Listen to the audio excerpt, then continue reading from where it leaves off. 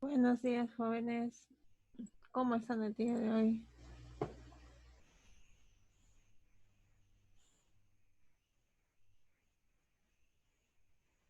¿Cómo están? ¿Se encuentran bien?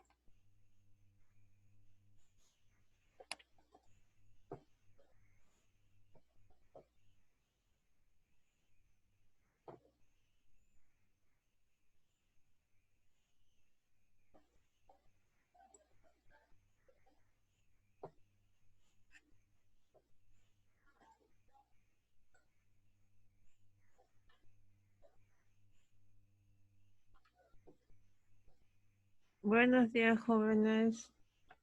Recuerden, por favor, en lo posible, colocar siempre el apellido primero y el nombre después, para que así los profesores que todavía no estén familiarizados con sus nombres, buenos días, Salvador, puedan anotarles más sencillamente la asistencia. Sí,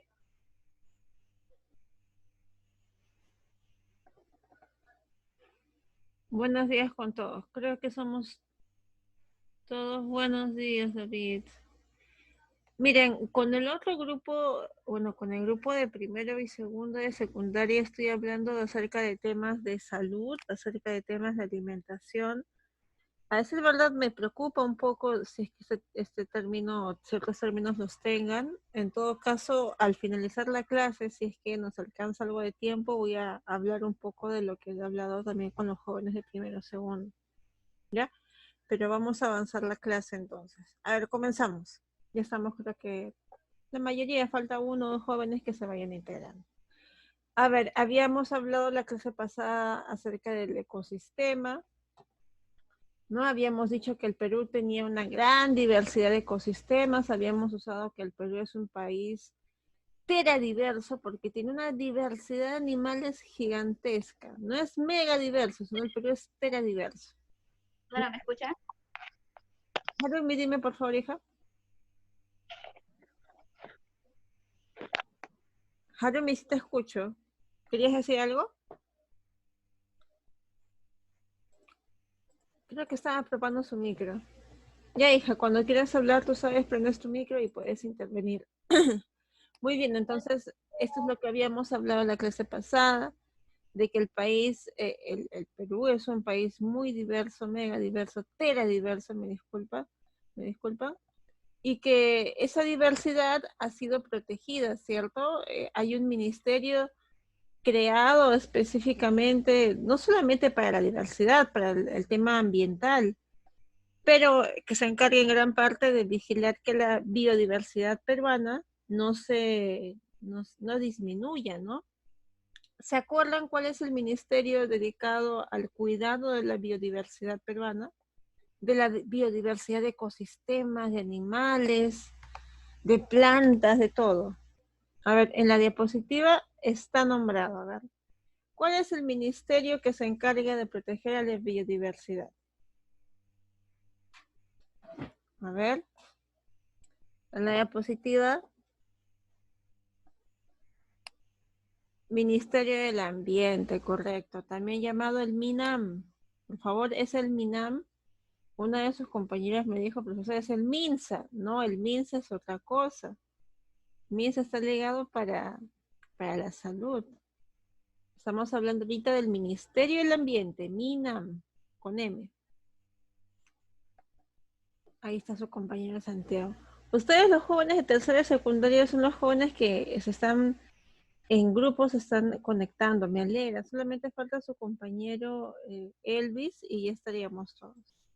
Sí, entonces, sí, correcto, jóvenes. El MINAM es el Ministerio del Ambiente, por si alguno no se recuerda, fue creado en el año 2008, que ha permitido en gran parte que haya un protocolo, que haya ciertas normativas que nos permitan ayudar al cuidado de la biodiversidad.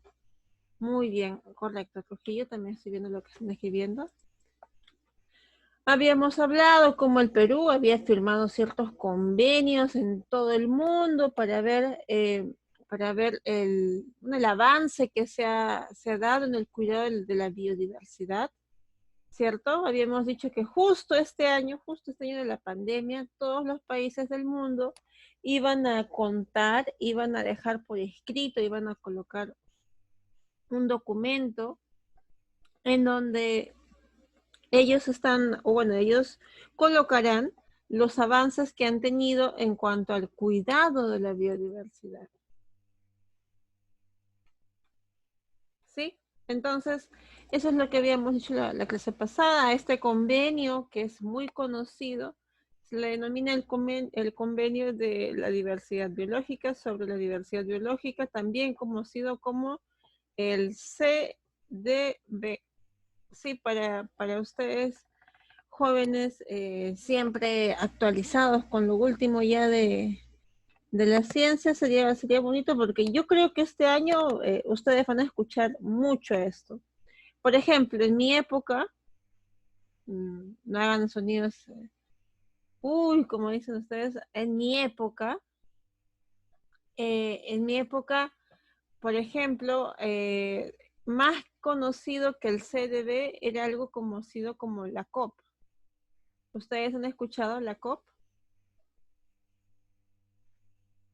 Que es una especie de congreso de las partes, asamblea de las partes. Les comento, ¿no? Es un evento muy importante a nivel de ambiental en cualquier país. En la época en la que la COP vino, yo estaba en la universidad y me acuerdo con emoción haber querido asistir como ayudante a ese tipo de congresos, pero justo no recuerdo yo con mucha pena que no pude hacerlo por cuestiones de tiempo, ¿no? En esa época yo decía, no, más importante es mi examen, que tengo que aprobarlo. Uno cuando ya se hace mayor, uno cuando ya va teniendo más experiencia, se va dando cuenta que más que las notas, algo muy importante es que ustedes vivan experiencias. Yo les recomiendo eso, ¿no?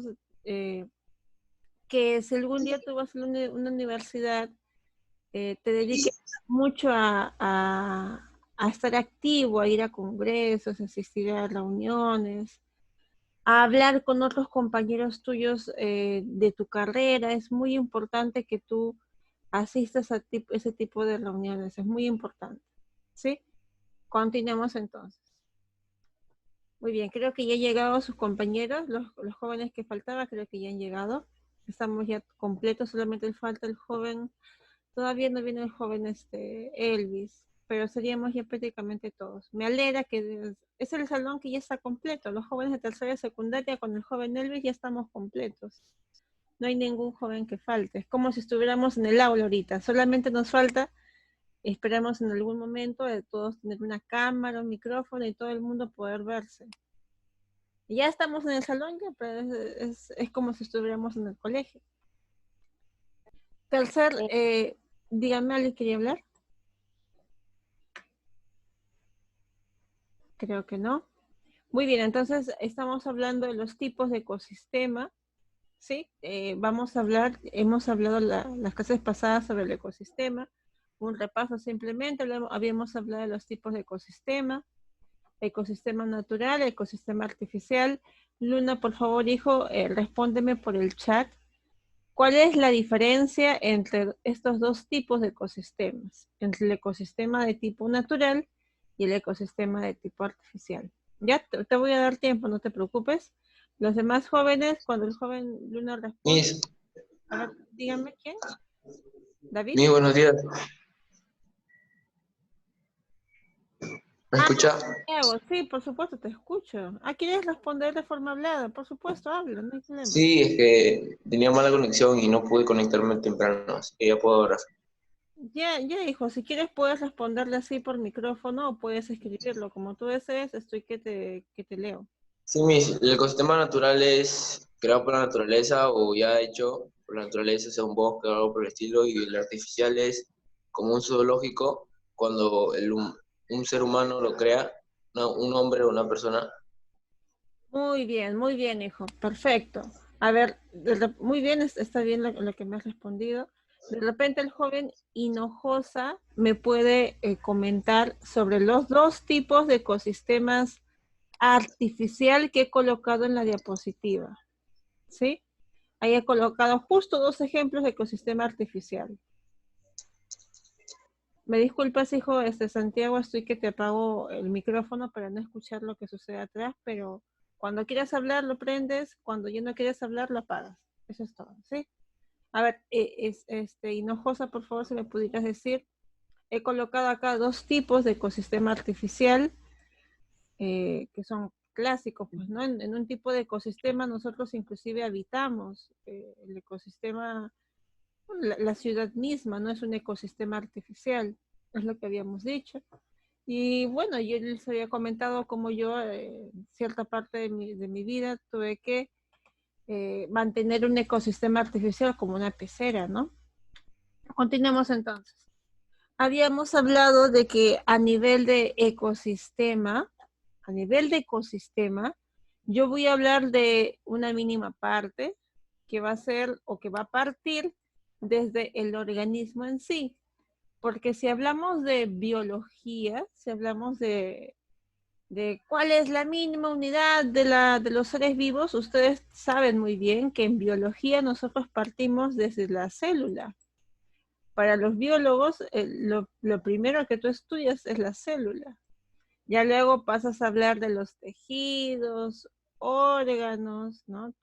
Tejidos, órganos, sistemas, y recién pasas a estudiar el organismo. Pero ahorita que estamos hablando de ecología, de ecosistemas, tú vas a partir primero desde el organismo. Esta es la mínima unidad, por lo menos en ecología, como les repito. Los demás pertenecen a otra parte de la biología, por ejemplo, anatomía. Entonces, lo estudiaremos después en las siguientes clases.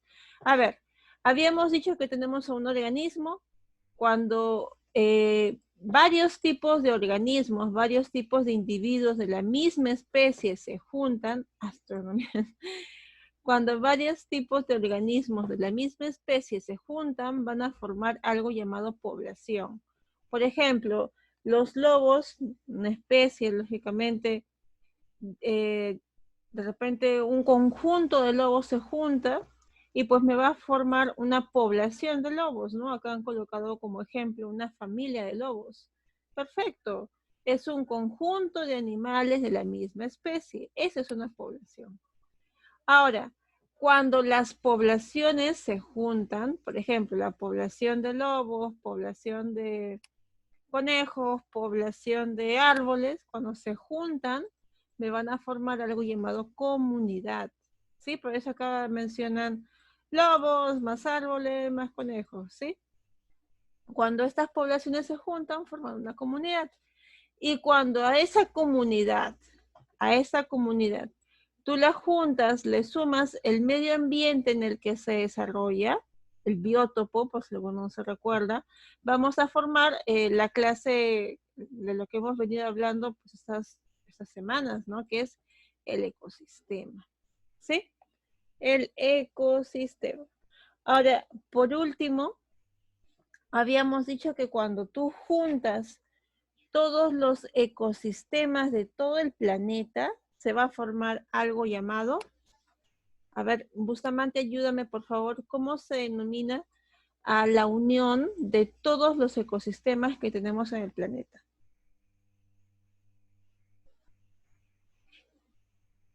Bustamante, hijo, si gustas puedes hablar, escribes por favor.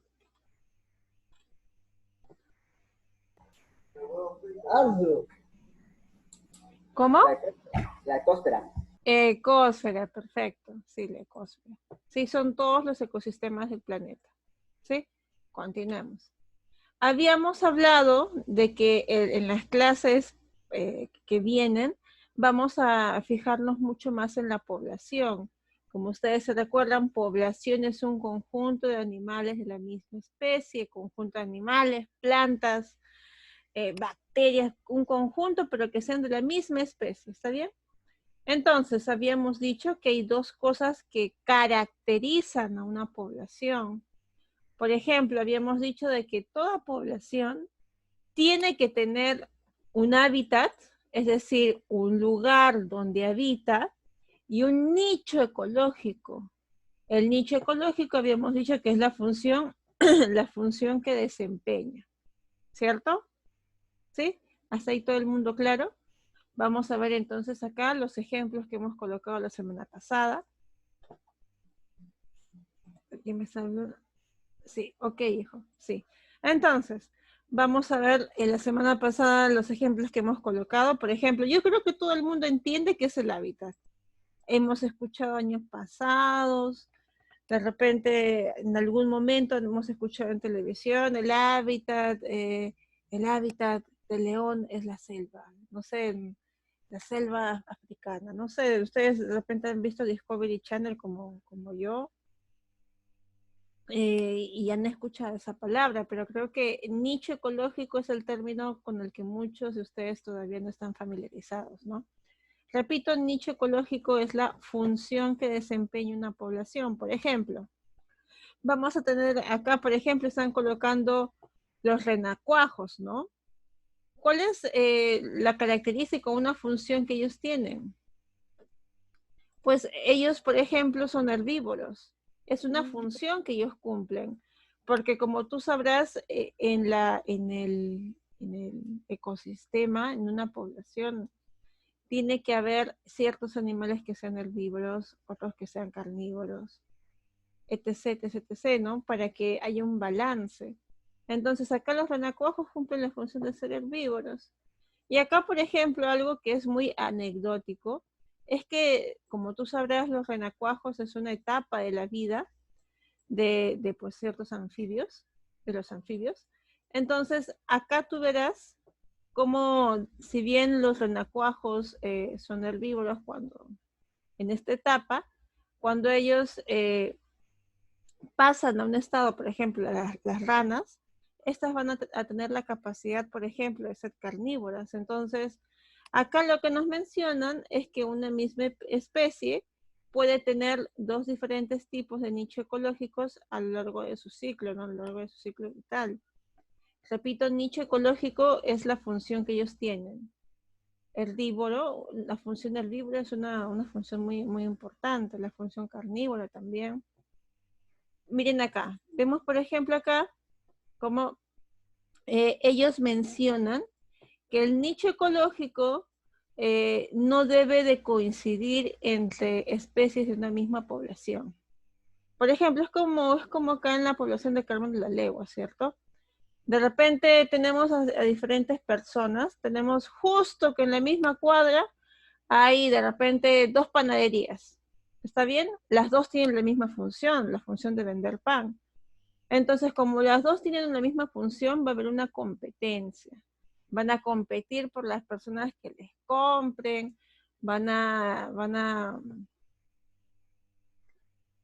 qué raro, de repente llamar al serenazgo, señor, que está que vende pan hongueado, cierra la tienda. Esa competencia, ¿no? Que en el ecosistema, en una población también se va a observar. Por ello, se busca siempre que una población cumpla un nicho ecológico, cumpla una función específica y que no hayan una competencia con otros animales que tengan la misma función.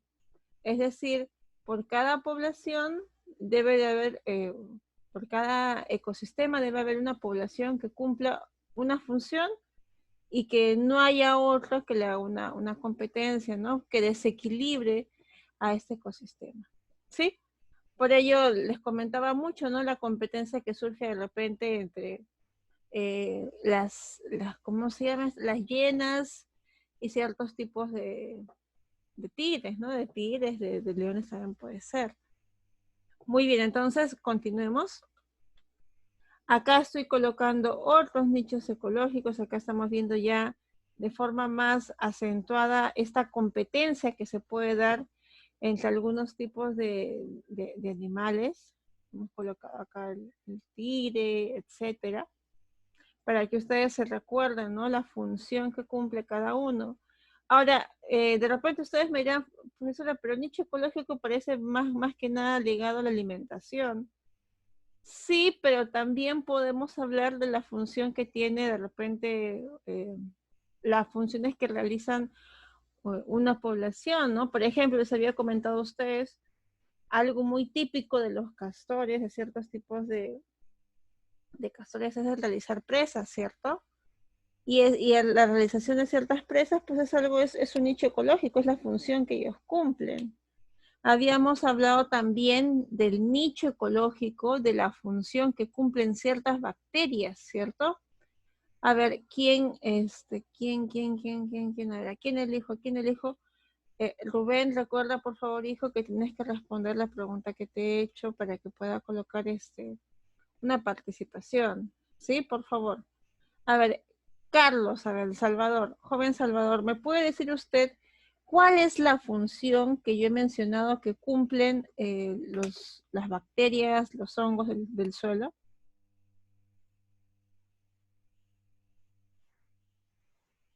¿Cuál es la función que cumplen? ¿Y para qué quiere hablar, creo?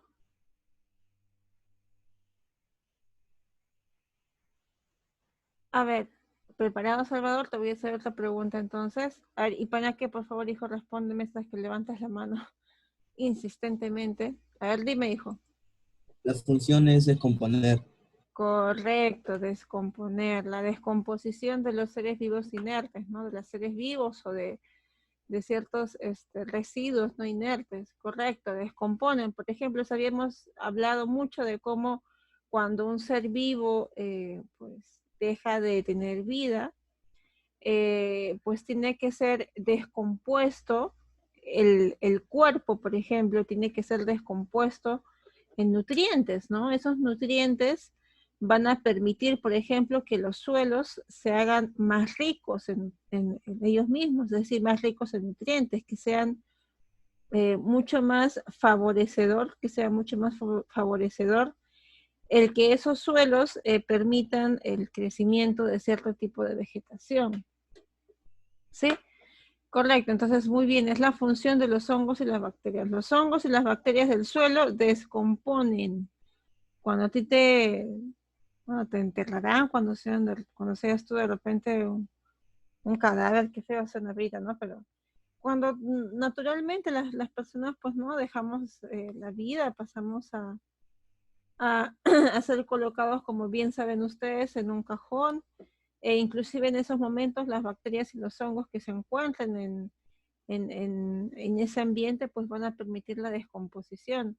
Lógicamente nosotros al estar en un ataúd no vamos a hacer que la tierra sea más rica, pero de igual forma hay una descomposición que, repito, la realizan las bacterias y los hongos. La descomposición, ¿no? Tú que pasas de ser un cuerpo, comienzas a descomponerte en las mínimas unidades, ¿no? En tus mínimos componentes. Muy bien, ahora pasemos al siguiente tema. Miren, ahora, una población, muy bien, se caracteriza por estas dos, como ya les mencioné. Una población tiene por característica tener un hábitat y una función. ¿Está bien? Un hábitat del lugar en donde se desenvuelve y una función específica que realiza. Perfecto. Pero la población también se puede distribuir de formas diversas. Por ejemplo, la población se puede dividir o se puede distribuir, me disculpan, de tres formas. ¿Quién me ayuda diciéndome los tres tipos de distribución que puede tener una población? A ver, de repente. Ahora sí, Salvador, a ver, lúcete, por favor. Sorpréndeme. ¿Cuáles son los tres tipos de distribución que puede tener una población? Está en la diapositiva.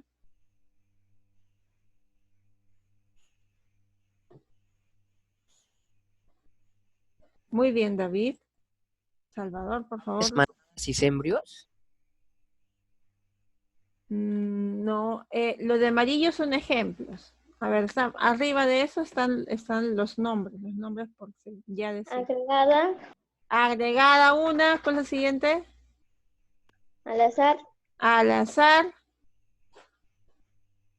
Uniforme. Uniforme, perfecto. Sí, son los tres tipos de distribución. Les comento, ¿no? Por ejemplo, tenemos a una población de aves. A ver, dime, la población de aves, ¿cómo se distribuye en el cielo? Se distribuye de forma ordenada, forma fila de aves, columna de aves, vamos a marchar, decir las aves. No, ¿cierto? Una población de aves circula de forma aleatoria, al azar, ¿cierto? Muy bien, entonces esa es la distribución que tiene esa población en el espacio, en el hábitat en el que se encuentra, por ejemplo, en el cielo, pongamos de Lima, ¿sí? Ahora, hay otra forma en la que las poblaciones se pueden distribuir. Por ejemplo, las poblaciones también se pueden distribuir en manadas, ¿cierto? Tú sabes muy bien de que hay animales que solamente viajan, solamente se encuentran en manadas, que no puedes encontrar solamente uno, sino que encuentras varios. Yo siempre acá les pongo de ejemplo a sus compañeros el año pasado que les comenté eso, siempre les pongo, por ejemplo, a los mamuts, ¿cierto? Creo que todos hemos visto la era del hielo. Yo he visto la era del hielo hasta la número 4, la 1, la 2, la 3, la 4. Todos me he visto yo. Y yo recuerdo mucho que los mamuts, siempre se comenta ahí, que suelen transportarse, suelen encontrarse en manadas. Tú no vas a encontrar a un solo mamut transportándose solo. Ellos siempre se encuentran en manadas, pues es algo propio de esa población. Entonces, ese es otro tipo de distribución, siempre encontrándose en manadas. Y por último, encontramos un tipo de distribución uniforme, que yo, por ejemplo, lo encuentro no de forma natural. ¿Tú cómo vas a ver naturalmente que las aves... Ah, sí, Manny camina solo, sí, yo sé, sí, pero hablamos de los mamuts en general, ¿no? Continuamos, entonces. Les hablaba de que la distribución uniforme no es algo natural. Tú naturalmente no ves, ¿no? Una fila. A ver, por favor, no sé, ¿qué animal? A los pelícanos, por favor, pónganse en fila, una columna de, hagan una fila de 8 por una columna de 3, ¿no? No se encuentran ellos distribuidos de forma uniforme. Ellos naturalmente se encuentran o al azar o agregados. Pero el hombre, por ejemplo, cuando siembra una población, por ejemplo, de, no sé, de lechugas, pónganse ustedes, cuando siembra una población de lechugas, pues suele hacerlo de una manera uniforme, ¿no? Que guarden cierta distancia y todo el resto. Entonces, esta distribución es importante que ustedes la sepan. Todo animal suele tener por una gran parte de su vida algún tipo de esas tres, sí, animal, vegetal. Y les comento a nivel de ecología, a nivel de las personas que estudian a las diferentes poblaciones que se encuentran en los ecosistemas, esto es algo muy importante. El comportamiento que tiene un animal en su población es algo muy importante. No solamente verlo como individuo, sino como población, cómo se comportan. Sí, nosotros, por ejemplo, los seres humanos, a ver, los seres humanos, ¿en qué tipo de distribución nos encontraremos? A ver, ¿quién interviene? ¿En qué tipo de distribución nos encontraremos? A ver, pongamos la distribución de la población de seres humanos de repente en Carmen de la Legua. ¿En qué tipo de distribución nos encontraremos? Agregada. Agregada, ya. ¿Por qué agregada, Berija?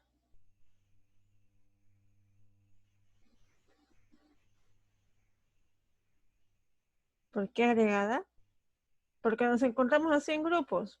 Puede ser, sí puede ser. Uniforme. Sí, también podría ser, correcto, de repente porque tú divides, pues, ¿no? La calle en cuadras, tienes pistas, es decir, tú tienes una distribución bien parametrizada. Por lo menos en Carmen de la Legua creo que tenemos, sí, más que nada una distribución uniforme, ¿no? Es decir, nos distribuimos en cuadras, casas, ¿sí? Es una distribución artificial la que se ha hecho, ¿no? Entonces, como les repito, es el tipo de distribución que puede tener, por ejemplo, la población humana. continuemos entonces. Entonces, acá les estoy comentando acerca de el estudio de las poblaciones. De repente eso lo podemos ver mejor las siguientes semanas por cuestiones del tiempo. Vamos a hablar de cómo, por ejemplo, una población humana se estructura, porque hemos estado hablando de poblaciones de leones, tigres, no sé, de animales exóticos de repente también, pero no hemos visto cómo se comporta la población humana. Y sabes, cuando uno habla de población humana, puede estudiarlo desde diferentes puntos. Yo voy a estudiarlo desde la forma ahorita, la forma demográfica, lo que se dice, ¿no?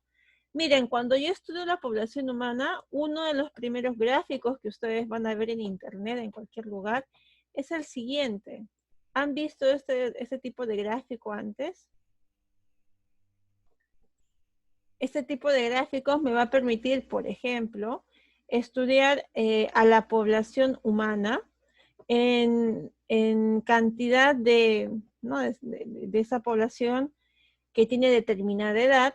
La voy a distribuir por edades, por el número de habitantes que tengan esas edades y por el sexo, varón y mujer, ¿sí?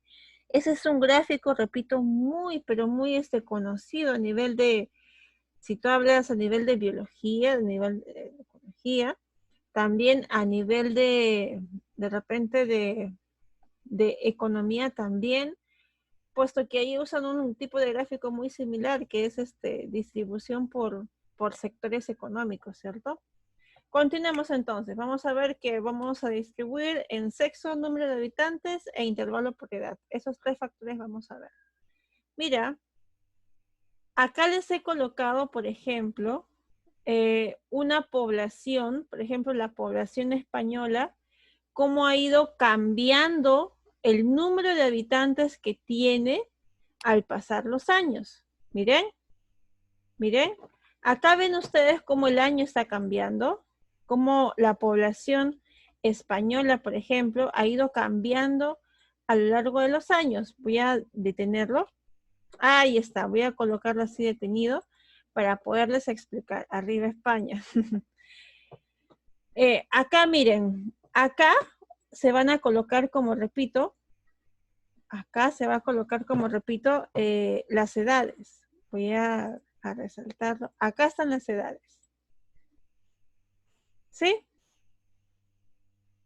Acá están las edades.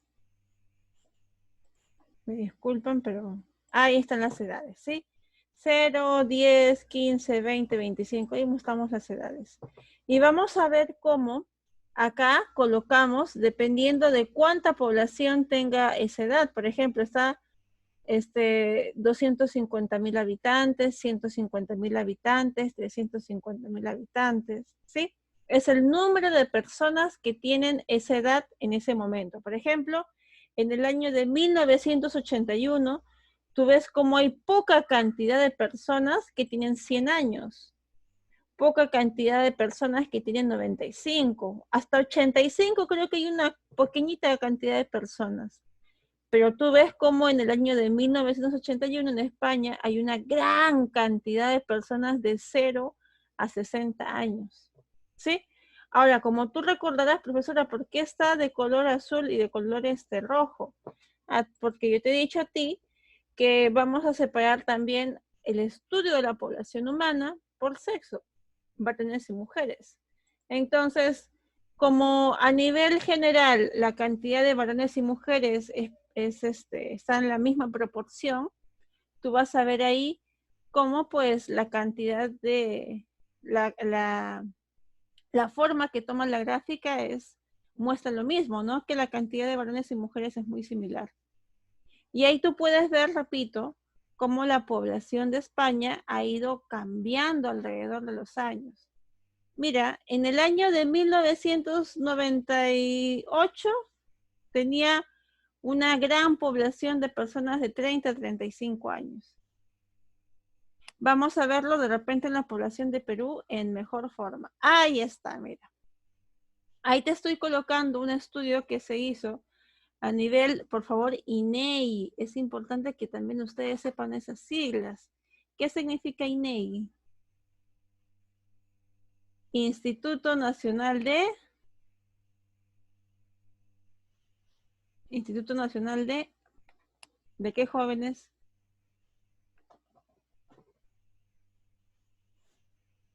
De Información, ya. Instituto Nacional de Estadística e Informática, ¿cierto? Ese es el INEI.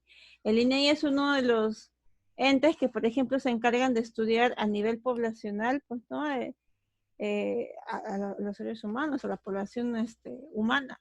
Entonces, vemos ahí cómo el INEI ha hecho la misma gráfica que hizo para España, pero para Perú. Acá tú vas a ver cómo se divide siempre en la mitad a las gráficas, se divide en la mitad, diferencian varones de mujeres, siempre se da eso, siempre lo colocan, ese es un factor muy importante. Como abajo colocan, acá colocan el porcentaje de habitantes, ¿está bien? Y acá colocan las edades. Por ejemplo, acá están que hacen un comparativo de la diferencia de la evolución poblacional de los habitantes peruanos, de los compatriotas que hay en el Perú, y cómo se va a dar una evolución desde el año de 1993 hasta el año 2017. ¿Te das cuenta? Por ejemplo, vamos a hacer una comparación, ¿eh?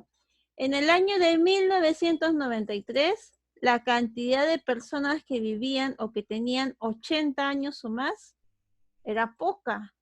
Y en el año 2017, la cantidad de personas que tienen 80 años o más ha aumentado. Tú puedes ver cómo en el año de 1993 habían pocas personas, de repente de 55 a 59 años, acá están. Y tú puedes ver cómo esa cantidad de personas ha ido aumentando, ¿cierto? ¿Sí? Entonces, podemos decir, acá también, mira, los niños en esa época, en 1993, teníamos gran cantidad de niños, de jóvenes de 0 a 14 años. Pero actualmente la cantidad de jóvenes o la cantidad de niños de 0 a 14 años ha disminuido. ¿Sí? Mediante estos gráficos, por si ustedes gustan que los interpretemos, se puede decir que la población peruana está envejeciendo, porque está aumentando la cantidad de personas de 80 a más años, está aumentando la cantidad de personas con mayor edad y está disminuyendo los jóvenes, por ejemplo, de 0 a 14, ¿no? Este tipo de gráfica, repito, si nos podemos analizarla, nos permite ver cómo la población va evolucionando y, por ejemplo, cómo la población humana en Perú, por ejemplo, la población peruana ha ido envejeciendo. Tenemos más cantidad de personas de la tercera edad en la actualidad. ¿Sí? Espero, jóvenes, que este gráfico les haya podido se haya podido repasar varias cosas. Es un gráfico de repente que también van a ver en matemática. ¿Habían escuchado este tipo de pirámides? ¿O no? No. No. Muy bien. Es necesario que ustedes vayan teniendo ya familiaridad. ¿Sí? A ver, siguiente entonces. Esta es la última diapositiva, pero quiero colocar ahí la diapositiva de España. Ahí es, como les repito, acá estamos colocando una gráfica ya, una gráfica en un GIF que me muestra la evolución que ha tenido la población española, ¿no? Eso sería todo, jóvenes, se nos está acabando el tiempo. Muchas gracias, hasta luego. Ya, chao, profesora. Chao. No se olviden de responder su cuestionario en Google Classroom. Chao, profesora. Chao, y qué, chao, Daniel. Santiago también, chao. Chao, Miss. Hinojosa, Rubén, chao, Leonardo, Bustamante, Pinedo. Por favor, participen más. Si no han podido responder, envíenme tal vez al WhatsApp. Necesitamos su participación, jóvenes. Por favor, no lo dejen tanto al azar. Sí, yo sé quiénes responden, así que el día de hoy